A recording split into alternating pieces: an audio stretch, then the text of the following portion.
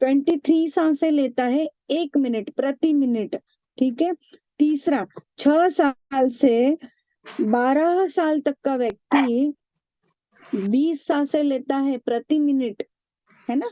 तो हमें ये ध्यान रखना है कि इतने साल का व्यक्ति है तो इतना सांसें लेनी चाहिए। चौथा, 12 साल से 15 साल तक का व्यक्ति 18 सांसें लेता है प्रति मिनट, ठीक है।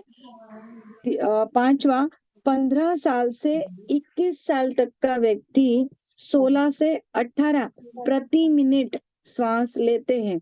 और 18 साल इसमें क्या लिखा है, 15 साल से 21, अब 21 साल के बाद हमारी सांसें कंटिन्यू 16 से 20, ये पर्याप्त मात्रा, स्वस्थ व्यक्ति कोई भी एज का हो इतनी सांसें प्रति मिनट लेता है और लेनी चाहिए। अगर इससे कम है तो हमें अपनी सांसों पे ध्यान देना है, जिसे आपको व्यायाम में, देखो जिस व्यक्ति को, अब मैं एक बात बताती हूँ, इसे समझे कैसे आप कि कम सांस ले रहे या ज्यादा सांस ले रहे, हम इसे कैसे शो कर पाएंगे। तो सिंपल है, जिस व्यक्ति को शॉर्ट टेम्पर होते हैं ना, वो हर बार गुस्सा आ जाता है, हर बार चिड़चिड़ा गुस्सा होना, उस व्यक्ति को बोलो बार बार डीप ब्रीथिंग करें, बार बार डीप ब्रीथिंग करें।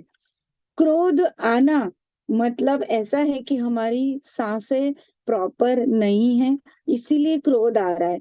अब वो क्यों, पसीना आता है, क्रोध आता है, क्यों? क्योंकि ब्रेन के अंदर जो हमारे सर्कुलेशन सिस्टम है ना, उसके अंदर पर्याप्त मात्रा में ऑक्सीजन नहीं है, इसलिए क्रोध आ जाता है।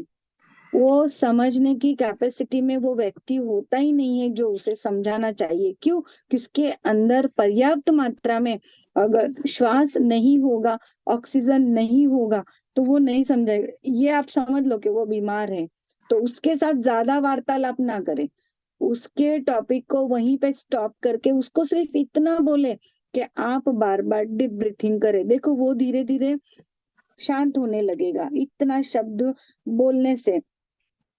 अब इसे कैसे समझोगे आप कि पीलिया हो जाता है जिस व्यक्ति को बार बार आराम करने में दिक्कत आती है, बार बार नींद खुल जाती है, एक एक दो दो घंटे में, हर 2 घंटे में नींद खुल जाती है पूरी रात में। फिर दूसरा, क्षय रोग, मलेरिया, जिसे बार बार मलेरिया होता है उसे भी श्वसन क्रिया पे ध्यान देना चाहिए।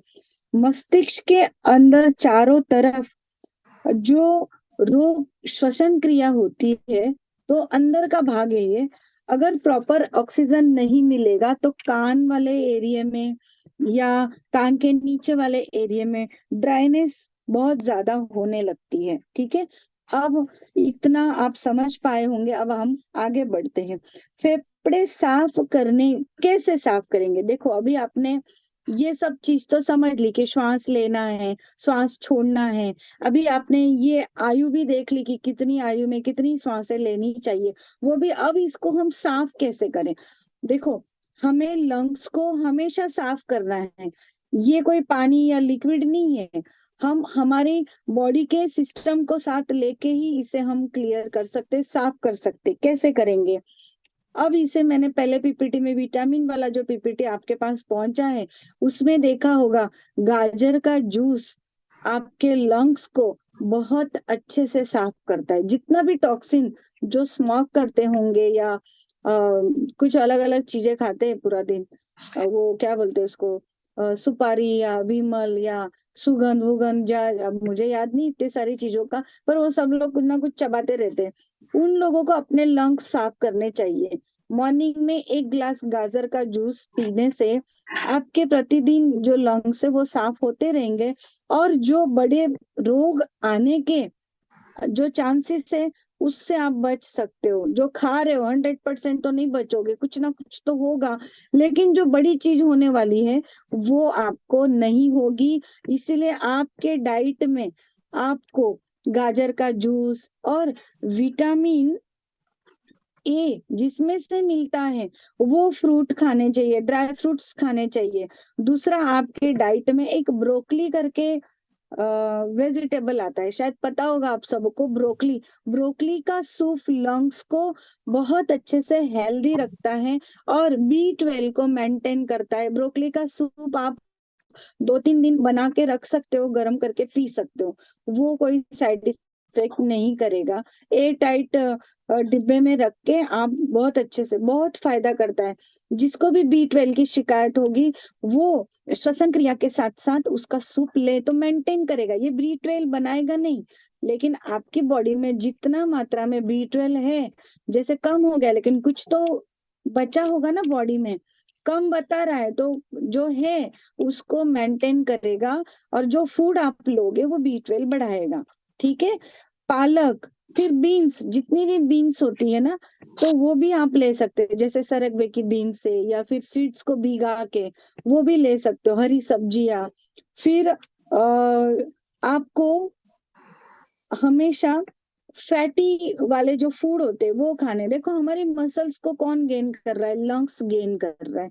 तो फैटी फूड, वजन ना बढ़े ऐसे ध्यान रखते हुए डे बाय डे आपको फैटी फूड खाने चाहिए।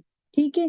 फ्रूट्स, नट्स, अखरोट। अखरोट बहुत ज्यादा फायदेमंद है लंग्स को हेल्दी रखने में। वो लंग्स के साथ साथ ब्रेन को भी ये चीज पहुंचाएगा।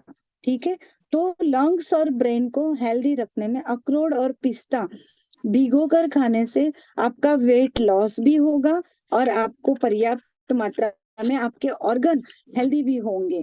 ठीक है। अब हम आगे बढ़ते हैं, फेफड़ों में जमा हुआ कफ कैसे निकालें। ठीक है। अभी देखो श्वसन क्रिया के साथ साथ कुछ बैक्टीरिया चले जाते हैं, जैसे सीजन चेंज हो जाती है तो किसी किसी को तुरंत, जिनका ह्यूमिडिटी पावर लो होता है उनको तुरंत सीजन का इफेक्ट होता है और सर्दी, खांसी, जुकाम होने लगती है। और ध्यान न देने की वजह से बॉडी के अंदर बहुत मात्रा में, मतलब कफ के अंदर बहुत मात्रा में, सॉरी, लंग्स के अंदर कफ बहुत मात्रा में बढ़ने लग जाता है। ठीक है। तो वो कफ को थोड़ा रहा तो हम ध्यान नहीं देते हैं, वो दिन ब दिन बढ़ते ही जाता है। फिर क्षय रोग, जैसे कफ वाला अस्थमा, ऐसे बड़े बड़ी चीजें होना शुरू हो जाती है। लेकिन अगर आपका ध्यान जा रहा है, और वो कफ को आप कैसे निकालोगे। ठीक है। तो रोजाना आप भाफ ले, गर्म पानी ले, उसकी भाफ ले, नॉर्मल पानी, उसमें कुछ नहीं डालना है। और ना कोई क्या बोलते उसको, बाम या फिर ऐसे कोई लिक्विड नहीं डालना है। नॉर्मली गर्म पानी का 1 मिनट भाफ ले, 1 मिनट भी ज्यादा हो गया, 20-25 सेकंड लोगे तो भी इनफ है ना। क्योंकि हमें देखो अंदर नासिका के अंदर जो बाल है वो ज्यादा गर्म की वजह से झरने लग जाते हैं। तो वो हमें इतना गर्म नहीं लेना है, क्योंकि वो बालों को हमें हमेशा रखना है। जिन्हें बार बार नाक साफ करने की आदत होती है कपड़े के माध्यम से, वो भी नहीं करना चाहिए, बाल टूटने लग जाते हैं नाक के अंदर के, है ना। तो वो भी हमें ध्यान रखना है, क्योंकि वो हमारे सिक्योरिटी गार्ड है, हमारे जो सांस ले रहे हैं, तो वो हमें बचा रहे हैं बैक्टीरिया से। तो वो हेल्दी रहे उसका ध्यान रखना है। तो हमें 20 से 30 सेकेंड भाप लेनी है। फिर काली मिर्च, बहुत बढ़िया।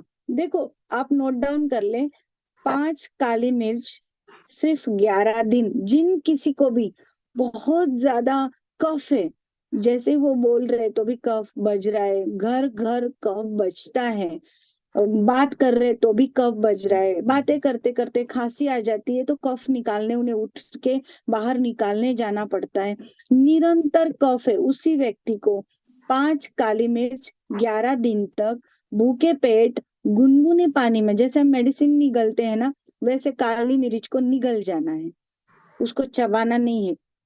कच्ची काली मिर्च को निगल जाना है मेडिसिन की तरह, मॉर्निंग में। कब?